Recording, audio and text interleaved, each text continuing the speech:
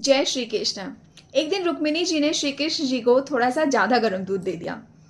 अब भगवान का भी ध्यान कहीं और था, तो उन्होंने उस दूध को मुख में लगाया और निगल लिया।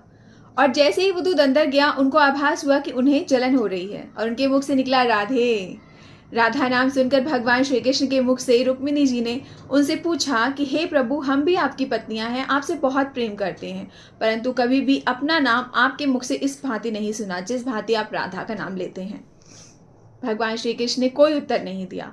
अब रुक्मिणी जी के मन में ये उत्सुकता हुई कि देखें कि राधा कितनी सुंदर है कि हर पल श्री कृष्ण उसका नाम ही लेते रहते हैं।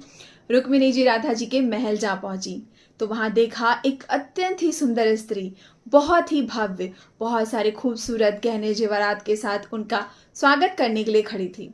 उसने रुक्मिणी जी का अभिवादन किया। रुक्मिणी जी ने उनसे कहा कि आप ही राधा है ना? सच में, वाकई में आप बहुत खूबसूरत हैं, इसीलिए कृष्ण दिन रात आपका नाम लेते रहते हैं। तो उस स्त्री ने कहा कि नहीं, मैं राधा नहीं हूँ, राधा तो अंदर विश्राम कर रही हैं, आइए मैं आपको उनसे मिलवाती हूँ।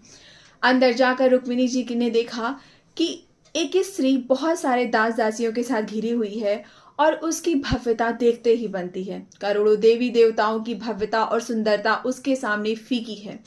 वो बहुत ही खूबसूरत है। राधा जी को देखते ही रुक्मिणी जी के मन में ये आया कि राधा इतनी खूबसूरत है, तभी कृष्ण इनका नाम लेते रहते हैं।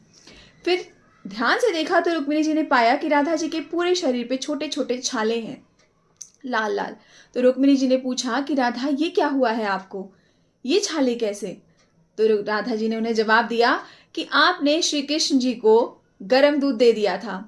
अब श्री कृष्ण जी ने वो दूध पी लिया और उनके हृदय में मैं वास करती हूँ, तो इसलिए मेरे पूरे शरीर पे ये छाले निकल आए। तो ये होता है प्रेम कि एक को कष्ट हुआ तो उसका कष्ट दूसरे के ऊपर भी प्रकट हो गया। ये था राधा जी का प्रेम श्री कृष्ण जी के लिए। आपको कैसी लगी कहानी, जरूर बताइएगा।